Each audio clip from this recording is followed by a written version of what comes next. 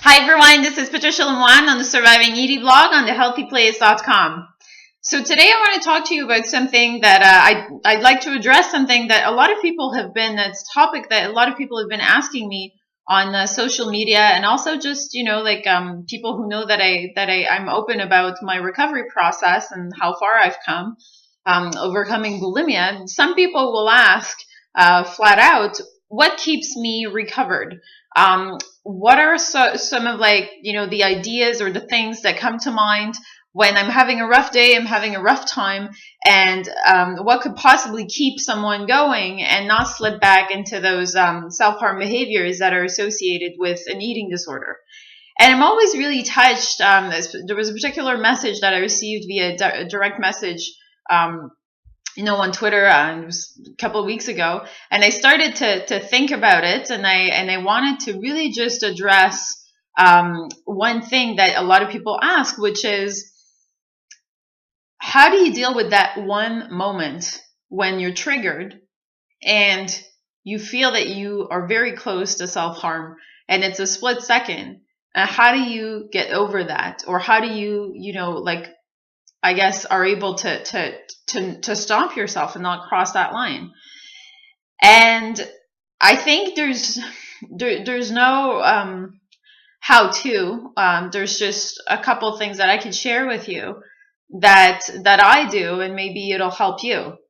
So there's no magic process. There's no spell that you can make that'll stop you from doing that. There's nothing magic about it. I think Jessica in her blog also talks about the fact that it's not, you can't just wake up one day and be recovered. If you were, how would it be? That's a fun and great thing and inspiring thing to think about, but you really have to do the work to get there. And the number one thing I want to tell you is that it is hard work. It's not simple. Does it get easier? Yeah, because with experience in life, anything will pretty much become easier, because if you've done it once, you've done it twice, you're able to avoid certain situations. You're able to love yourself, not choose to hurt yourself. It gets easier with time, but it doesn't get easier, period. At least not for me. So what I would encourage you to do is, if you know, first of all, your triggers, then try to avoid them. I think that I've discussed extensively on a number of posts. But I think that what I'd like to share with you is that in that moment where you feel triggered and you could self-harm, try to pause for a second, take a moment for yourself. I was telling that to someone recently who told me, well, I know that I'm going to attend a wedding and I know it's going to be rough and I know I'll feel triggered at some point. So in that moment where you feel triggered, try to take a moment for yourself. Whether it's to use the restroom, whether it's to go outside or just go in a corner, like pretend that you're texting, pretend that you're taking a call, like whatever you need to do to get out of that bad situation where you're hurting inside because something was said or done, or you thought of something that makes you feel bad and makes you want to hurt yourself.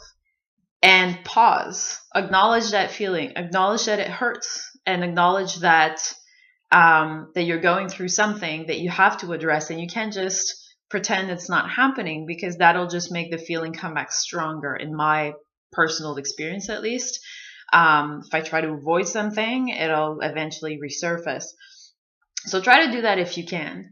And secondly, if you feel that you can't do it on your own, tell someone, texting someone, calling someone, just, someone who's there with you, that you can say, look, I feel triggered. I don't feel so good right now. And I need your help. Of course, it's easier if the person knows about your former condition or the fact that you're in recovery. It's easier if they know your history.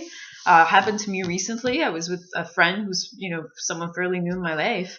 And I wasn't feeling good, and I flat out told her, and she was actually really supportive, and she has her own things that she's going through, and so we were able to mutually help each other. So that, to me, peer support is always a great source of strength, and it's always a great source of relief. And then regardless if you're getting peer support right at that moment or not, The other thing I would suggest is trust yourself.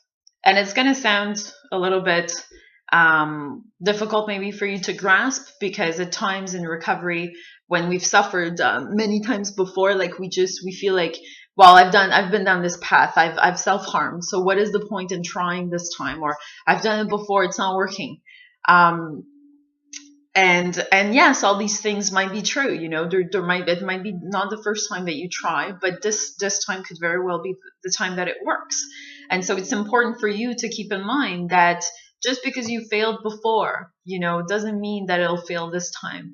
And the failures that brought you to this point, they make you who you are. And at that moment you could choose, to be better or not. And another thing that I would encourage you to do is to think in that moment of what are the good things that you've done so far that have made it possible for you to start recovery or stay recovered, or how far you've come in avoiding self-harm. And then you'll realize that you've already done a lot of stuff probably that's very positive and that you should be proud of. And you should remember that just the fact that you realize that there's a problem and that you have to recover, because you can no longer hurt yourself like this, is already something big. It's already a big step, and try to think, well, right now, if I self-harm, how will that help me in staying recovered? If I have like a negative dialogue about my body image, about who I am, about my feelings, how will that help me to stay recovered? And logically, you'll realize that the answer is that it won't help you to stay recovered. And so you have to choose to do something positive.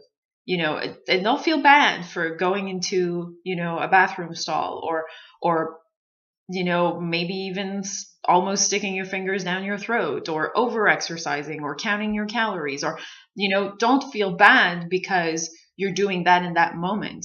But think, why should I not do this and cross that line? This was an almost, this was an almost moment where, I could have hurt myself, but I didn't. And try to really realize that it's a big thing, that you even have enough self-awareness to realize that you shouldn't be doing this, not because it's wrong, but because it'll hurt you. And in those moments, I find it's easier for me, at least, to choose recovery.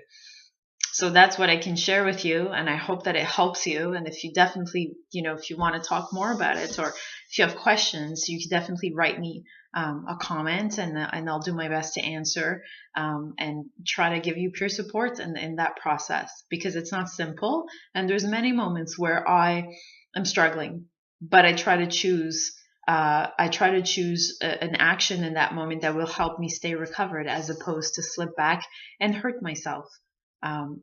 Because self-care and self-love is paramount. If you don't have that, you won't be able to recover. And it's within your power to choose that. So I hope that this helped, and I hope that you have a great, week or couple weeks until I speak to you. And in the meantime, please feel free to leave your comments. Take care.